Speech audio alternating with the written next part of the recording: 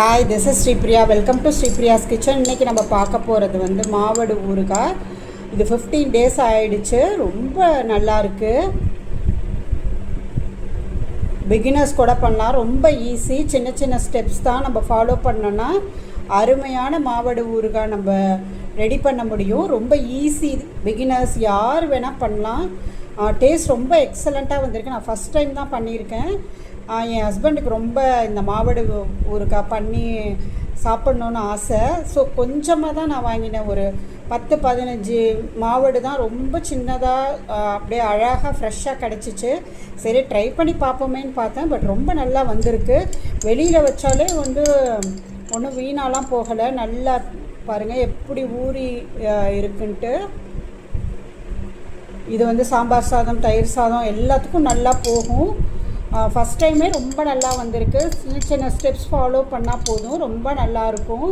பாருங்கள் எல்லாம் எப்படி இப்படி குட்டி குட்டியாக ஊறி நல்லா வந்திருக்கு. வாங்க எப்படி செய்கிறதுன்னு பார்க்கலாம்.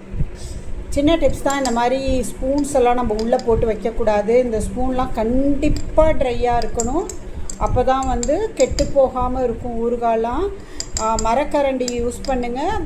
போட்டு எப்பயுமே காஞ்ச மரக்கரண்டியை வச்சு யூஸ் பண்ணி எடுத்துகிட்டு, இல்லை ஃபோர்க் யூஸ் பண்ணலாம். எடுத்துகிட்டு அது நம்ம பாதுகாத்தோம் அப்படின்னா ரொம்ப நல்லா வரும். வாங்க எப்படி செய்கிறதுன்னு பார்க்கலாம். வடுமாங்காய் ஊறுகாய் பண்ண போகிறேன். நான் கொஞ்சமாக தான் வாங்கியிருக்கேன். இந்த காம்பெல்லாம் பார்த்திங்கன்னா இந்த மாதிரி கொஞ்சம் இருக்கணும். ஃபுல்லாக எடுத்துடக்கூடாது. நான் ரொம்ப எல்லாமே குட்டியாக இருக்க தொட்டு கட் பண்ணல. இதை நல்லா கழுவிட்டு தொடச்சி வச்சுருக்கேன். ஈரம் இருக்கக்கூடாது. நல்லா தொடச்சிட்டு நம்ம எடுத்துட்டு விளக்கெண்ணெய் ஒரு ஸ்பூன் விட்டு எல்லா இடத்துலையும் படுற மாதிரி தேய்ச்சிக்கணும். 1 டேபிள் ஸ்பூன் சால்ட்டு போடணும். 1 ஸ்பூன் மஞ்சள் தூள் எல்லாம் போட்டு நான் ஒரு கண்ணாடி பாட்டிலுக்கு மாற்ற போகிறேன். அதில் போட்டு நம்ம அப்படியே வச்சிட்டோன்னா தண்ணி விட்டு வரும். அதுக்கப்புறம் நம்ம மற்ற பொடிகளை சேர்க்கலாம். 2 days வந்து இது அப்படியே ஊறணும். குலுக்கி விட்டு ஊற வைக்கணும். நான் சும்மா லைட்டாக தான் விட்டேன் வந்து விளக்கெண்ணெயை. இது எல்லா இடத்துலையும் படுற மாதிரி நம்ம தேய்ச்சிக்கணும். ஏன்னா இதை நம்ம போடுறது தான் முக்கியமான ஸ்டெப்பு. வீணாக போகாமல் இருக்கும். இந்த மாதிரி எல்லா இடத்துலையும் படுற மாதிரி தேய்ச்சிட்டு உப்பையும் மஞ்சத்தூளையும் ஆட் பண்ணலாம். இப்போ இதை நல்லா கலந்து விடலாம். இது வந்து நல்லா இந்த மாதிரி பெசரி விட்டுக்கணும். இதை நம்ம வந்து ஒரு கண்ணாடி பாட்டிலில் போட்டு ஸ்டோர் பண்ணி வச்சிடலாம். ஒரு கண்ணாடி ஊறுகாய் பாட்டிலில் தான் போட்டிருக்கேன். கொஞ்சம் கூட தண்ணி இல்லை. பாருங்கள், உப்பும் மஞ்சத்தூளும் நல்லாவே கலந்துருக்கு. கொஞ்சம் உப்பு வந்து கொஞ்சம் தூக்கலாக தான் போடணும். இதை மூடி போட்டு வச்சுடுவோம். ஒரு 2 days இது இருக்கணும். அப்பப்போ நம்ம எடுத்து இப்படி குலுக்கி விடணும். இந்த அடியில் உப்பு இருக்குது பார்த்தீங்களா, அதெல்லாம் தண்ணி விட்டு வரும். ஸோ நம்ம ஃபுல்லாக வர அளவுக்கு நம்ம வந்து குலுக்கி விட்டு ஒரு 2 days வைப்போம். அதுக்கப்புறம் நம்ம பார்க்கலாம். தாளிப்பு கரண்டியை ஸ்டவ்வில் போட்டிருக்கேன். சூடாகட்டும். இப்போ வந்து 1 ஸ்பூன் நம்ம கடுகை போட்டு வெறும் இதில் வடிக்க விடலாம். ஒரு 1/2 ஸ்பூன் வந்து நான் வெந்தயம் எடுத்திருக்கேன். ரெண்டுத்தையும் சேர்த்து ட்ரை ரோஸ்ட் பண்ணும். இந்த கடுகெல்லாம் வெடிக்கும். வெடித்தோன்னே ஆஃப் பண்ணிடலாம். இதை வந்து மிக்சியில் போட்டு நம்ம பொடிக்கலாம். பாருங்கள், கடுகு எல்லாம் அப்படியே தானாகவே அப்படியே பொரியறது பாருங்கள்.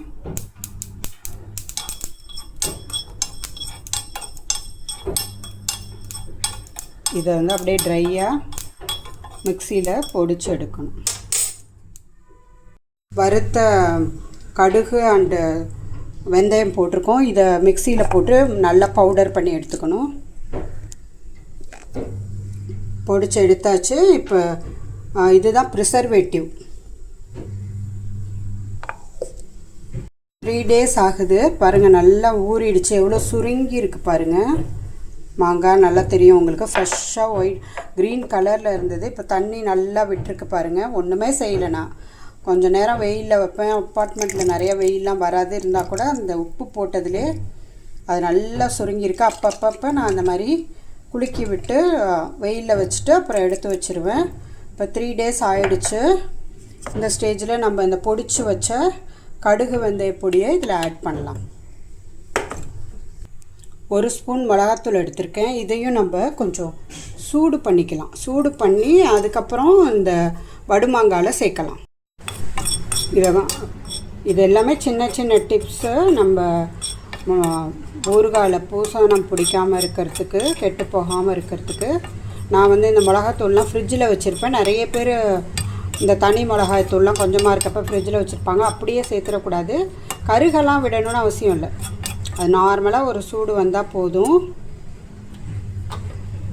இதை நம்ம வடுமாங்காயில் ஆட் பண்ணலாம். இப்போ அந்த மிளகாத்தூள் ஆட் பண்ணியாச்சு. மிளகாத்தூள், கடுகு, வெந்தயத்தூள் எல்லாம் ஆட் பண்ணி நம்ம எல்லா மாங்காயும் பரட்டி விட்டுக்கலாம். நல்லா கோட் ஆகணும். இதை அப்படியே கோட் பண்ணிவிட்டு நல்லா இப்படி குலுக்கி விடுறப்ப பாருங்கள் கலரு சேஞ்ச் ஆகிடுச்சு. இந்த மிளகாத்தூள், கடுகு, வெந்தயத்தூள் எல்லாமே நல்லா மிக்ஸ் ஆகணும். இந்த மாதிரி நல்லா குலுக்கி விடணும். பாருங்கள் எல்லாத்துலேயும் கோட்டாகிருக்கு. இதை நம்ம அப்படியே 1 week அப்படியே வெளியில் வைக்க வேண்டியதான். 1 week வச்சிட்டோம் அப்படின்னா டோட்டலாக ஒரு 10-15 நாளுக்குள்ளே ஒரு 15 days தான் வடுமாங்காய் ஊறுகாய், தயிர் சாதம், சாம்பார் சாதம் எல்லாத்துக்கும் தொட்டுட்டு சாப்பிட்லாம்.